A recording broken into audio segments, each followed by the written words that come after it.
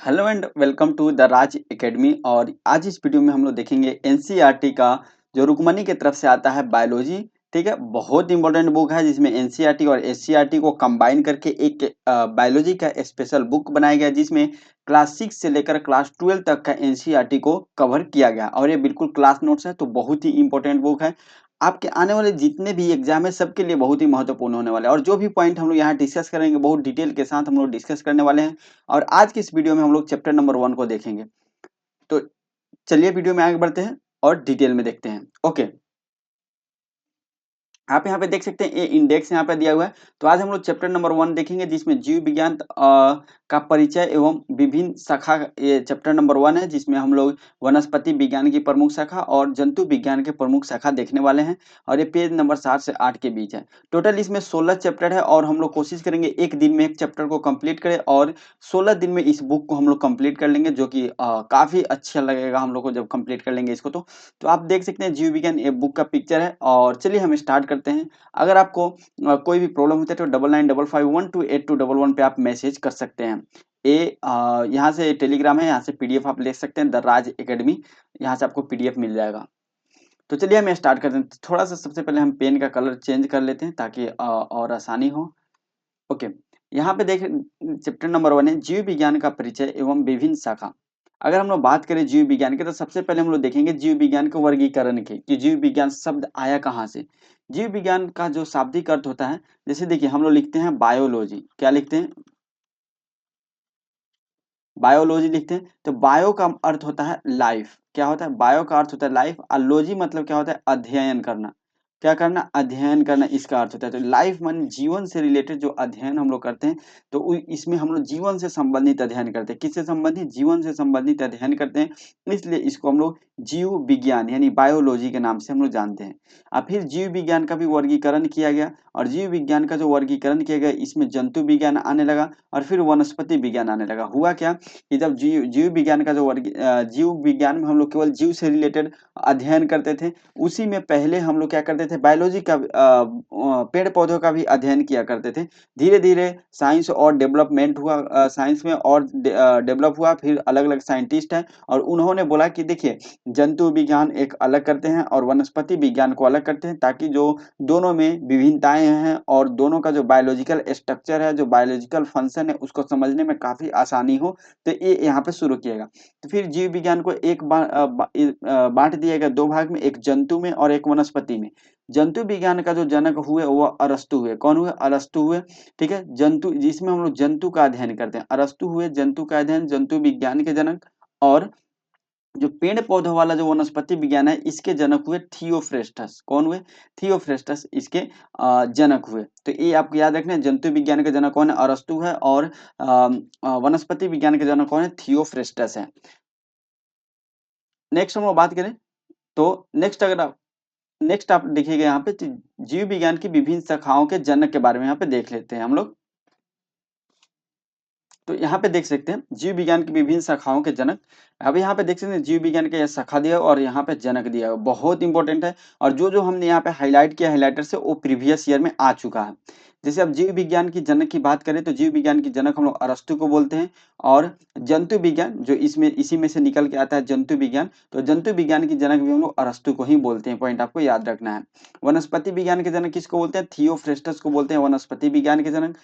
सूक्ष्म विज्ञान, सूक्ष्म जीव जो होता है जिसको हम लोग माइक्रोबायोलॉजी बोलते हैं, तो सूक्ष्म जीव के विज्ञान का जो जनक होता है, जनक है लिवेन हॉक है। कौन है? लिवेन हॉक सूक्ष्म विज्ञान के जनक है, लिवेन हॉक। जीवाणु विज्ञान के जनक कौन है? लुई पास्चर है। जीवाणु विज्ञान के जनक कौन है? लुई पास्चर है। प्रतिरक्षा विज्ञान के जनक कौन है? एडवर्ड जेनर है। रुधिर परिसंचरण के जो शाखा है विज्ञान की, उसके जनक कौन है? विलियम हार्वे है।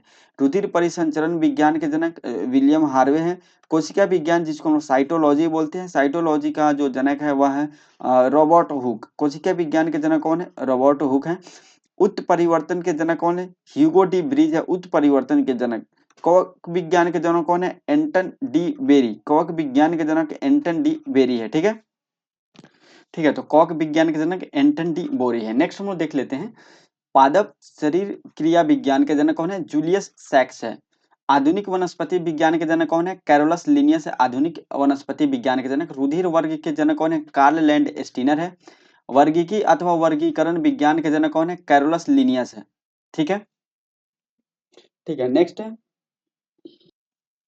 नेक्स्ट है अंतःस्राव विज्ञान। अंतःस्राव विज्ञान यानी इंडोक्राइनोलॉजी के जनक कौन है? थॉमस एल्वा एडिसन है। ठीक है, इंडोक्राइनोलॉजी मतलब क्या होता है? अंतःस्राव विज्ञान। अगर आपके पेट में से ब्लड आ रहा है, मतलब मुंह से ब्लड आ रहा है, ठीक है, या पेट में कुछ समस्या हो गया, शरीर के किसी भी पार्ट में समस्या हो गया, और उसको अब अंदर कैसे पता चलेगा? तो डॉक्टर जो है इंडोक्राइन करते हैं। इंडोक्राइनोलॉजी एक विज्ञान होता है। उसमें क्या करते हैं, आपके अंदर कैमरा, और उस कैमरा में लाइट लगा रहता है, वो अंदर भेजते हैं और पूरा वहां पे जांच करते हैं। तो उस विज्ञान को हम लोग जो है वह इंडोक्राइनोलॉजी विज्ञान के नाम से जानते हैं। और जो हम लोग का अंतःस्रावी ग्रंथि जो है उससे रिलेटेड ए विज्ञान है। जो हम लोग का अंतःस्रावी जैसे थायराइड ग्रंथि हो गया, पिट्यूटरी ग्लैंड हो गया, ये सब जो अंतःस्रावी ग्रंथि है, तो इसमें अगर कोई समस्या होती है तो इसके अध्ययन को हम लोग इंडोक्राइनोलॉजी के नाम से जानते हैं। और थॉमस एल्वा एडिसन के द्वारा इसके जनक हैं। आनुवांशिकी के जनक कौन है? ग्रेगर जॉन मेंडल है। आपको पता है, बहुत इंपॉर्टेंट क्वेश्चन है, लगभग लगभग इंडिया के हर एग्जाम में क्वेश्चन आ चुका है। आनुवांशिकी आधुनिक आनुवांशिकी के जनक टी.एच. मॉर्गन है। और भारतीय पूरा वनस्पति विज्ञान के जनक बीरबल साहनी है। कौन है? इंपॉर्टेंट पॉइंट है, याद रखिएगा, बीरबल साहनी है। नेक्स्ट देख लेते हैं, अनुवांशिकी अनुवांशिक अभियांत्रिक के जनक पॉल बॉर्ग हैं। शैवाल विज्ञान के जनक विलियम हेनरी हार्वे हैं। भारतीय शैवाल विज्ञान के जनक एम.ओ.पी. आयंगर हैं। भारतीय पारिस्थितिकी के जनक रामदेव मिश्रा हैं। ठीक है, औषधि विज्ञान के जनक हिप्पोक्रेटस हैं। जीवाश्मिक विज्ञान के जनक लियोनार्डो दा विंची हैं। सूक्ष्मदर्शी विज्ञान के जनक एंटनी वान लीवेनहॉक है। ठीक है, जीन चिकित्सा के जनक कौन है? एंडरसन जीन चिकित्सा के जनक है। तो ये सब याद रखिएगा, बहुत ही इंपॉर्टेंट पॉइंट है। नेक्स्ट हम लोग देख लेते हैं, अब वनस्पति से रिलेटेड देख लेते हैं। अगर वनस्पति की बात करते हैं, एंथ्रोलॉजी। एंथ्रोलॉजी जो है पुष्पों का अध्ययन को हम लोग एंथ्रोलॉजी के नाम से जानते हैं। यह एक वनस्पति का विज्ञान का जो अलग अलग शाखा है उसके बारे में हम लोग देख सकते हैं। अगर हम लोग पुष्प से रिलेटेड अध्ययन करेंगे तो उसको हम लोग एंथ्रोलॉजी के नाम से जानेंगे। वृक्ष और झाड़ियों का अध्ययन करेंगे तो उसको हम लोग डेंड्रोलॉजी के नाम से जानेंगे। आर्थिक महत्व के पौधे का अध्ययन करते हैं। अब आर्थिक महत्व के पौधे के अंतर्गत शीशम आ जाता है। ठीक है, बहुत सारे पौधे, महोगनी आ जाती है। ठीक है, चंदन के पेड़ आ जाते हैं। तो ये सब जो पौधे हैं वो आर्थिक पेड़ जो है आर्थिक महत्व के लिए बहुत ही महत्वपूर्ण है। तो इसका अध्ययन करने के लिए हम लोग इकोनॉमिक बॉटनी के नाम से जानते हैं। क्या नाम से जानते हैं? इकोनॉमिक बॉटनी के नाम से जानते हैं। सजावटी पुष्प के या संवर्धन एवं का अध्ययन का हम लोग फ्लोरिकल्चर के नाम से जानते हैं। आनुवांशिक विभिन्नता का जो अध्ययन होता है उसको हम लोग जेनेटिक्स के नाम से जानते हैं। पैतृक लक्षणों संतति में पहुंचने का जो अध्ययन होता है, यानी जो जैसे आपके नानी का, आपके दादा का, आपके दादी का जो गुण है, कुछ गुण आपके अंदर आ जाता है, तो एक कैसे ट्रांसफर होता है, कुछ गुण कैसे रह जाते हैं, सभी गुण आ जाते हैं, कुछ आधा आते हैं, कैसे आते हैं, ये सब जो गुण आने का जो इसका जो हम लोग अध्ययन करते हैं उससे हम लोग आनुवांशिकी के नाम से जानते हैं। ऊतकों का अध्ययन को हम लोग हिस्टोलॉजी के नाम से जानते हैं। ठीक है, आपको पता है बहुत सारे कोशिका मिलकर ऊतक का निर्माण करते हैं, तो ऊतक का जो अध्ययन है उसे हम लोग हिस्टोलॉजी के नाम से जानते हैं। पादपों का जो आकारीय संरचना है इसे हम लोग प्लांट मार्फोलॉजी के नाम से जानते हैं।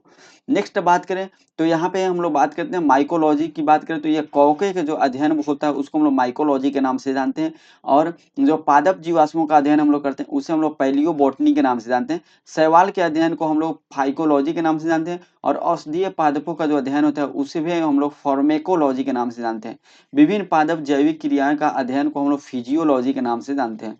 विषाणुओं का अध्ययन किसे हम लोग वायरोलॉजी के नाम से जानते हैं। और फसली पादपों का जो अध्ययन होता है उसे हम लोग एग्रोनॉमी के नाम से जानते हैं। फल और सब्जी का उद्यान जो होता है, फल सब्जी के उद्यान और पादपों संवर्धन का अध्ययन हम लोग हॉर्टिकल्चर के नाम से जानते हैं। बहुत इंपॉर्टेंट है, ये बीपीएससी में भी आया हुआ है, याद रखिएगा। कृत्रिम विधि से ऊतकों का संवर्धन हम लोग टिश्यू कल्चर के नाम से जानते हैं। टिश्यू कल्चर से क्या है? तो कृत्रिम विधि से ऊतकों का संवर्धन टिश्यू कल्चर के नाम से जानते हैं। अब हम लोग देख लेते हैं जंतु विज्ञान की कुछ शाखा के बारे में देख लेते हैं। जैसे एनाटॉमी या शरीर की एवं विविध विविध अंगों की रचना का विच्छेद द्वारा प्रदर्शन करना एनाटॉमी के अंतर्गत आता है। मानव जाति के सांस्कृतिक विकास का अध्ययन हम लोग करें तो इसको हम लोग एंथ्रोपोलॉजी के नाम से जानते हैं। अब मानव जाति के सांस्कृतिक विकास का मतलब हुआ कि मानव का विकास कैसे हुआ, कैसे हम लोग वानर से इंसान बने, ये सब जो ये अध्ययन हम लोग करेंगे तो उससे हम लोग इस जो जिस ब्रांच में अध्ययन करते हैं उसको हम लोग एंथ्रोपोलॉजी के नाम से जानते हैं। इकोलॉजी इकोलॉजी मतलब हमारे इकोसिस्टम यानी जो जैविक और अजैविक वातावरण है, ठीक है, यानी इन्वायरमेंट है, उससे रिलेटेड अगर हम लोग अध्ययन करते हैं तो उसको हम लोग इकोलॉजी के नाम से जानते हैं।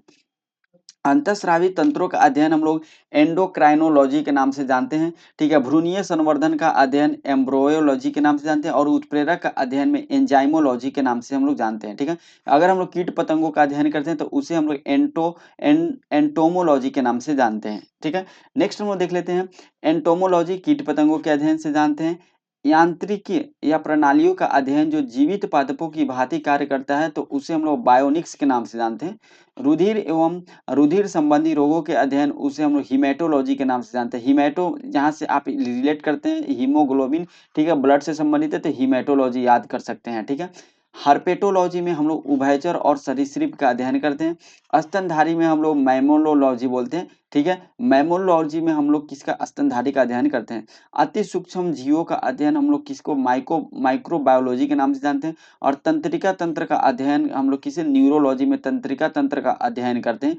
दंत विज्ञान संबंधी अध्ययन हम लोग किसमें करते हैं, ओडेंटोलॉजी में करते हैं। पक्षियों का अध्ययन ऑर्निथोलॉजी में करते हैं। रोगों की प्राकृतिक लक्षणों एवं कारणों का अध्ययन हम लोग पैथोलॉजी में करते हैं। जीवों का विकिरण प्रभाव का अध्ययन किसमें करते हैं, रेडियोलॉजी में करते हैं। और जीव जातियों के जो जीव के जातियों हैं उनका नामकरण एवं वर्गीकरण का अध्ययन हम लोग टेक्सोनॉमी में करते हैं। टेक्सोनॉमी के अंतर्गत जो है वह अब जैसे आम का मैग्नीफेरा इंडिका वैज्ञानिक नाम है तो ये जो नामकरण किया जाता है ये टेक्सोनॉमी जो ब्रांच है इसके अंतर्गत नामकरण किया जाता है। तो यहीं पे था चैप्टर नंबर 1, बस केवल यही दिया हुआ था। अब देखिए इससे रिलेटेड हम लोग एमसीक्यूज कहाँ से करेंगे, एमसीक्यूज में हम लोग यूज करेंगे जो यूथ का बुक आता है, जो एसएससी और रेलवे दोनों का यह बुक आता है साइंस का यूथ का, तो उस बुक से हम लोग एमसीक्यूज कंप्लीट करेंगे। तो उम्मीद करते हैं आज का जो चैप्टर नंबर 1 है आपको अच्छा लगा होगा, समझ में आया होगा। मिलते हैं चैप्टर नंबर 2 में, एक एक चैप्टर एक एक दिन में कंप्लीट करेंगे और चैप्टर नंबर 2 के साथ हम लोग मिलते हैं कल।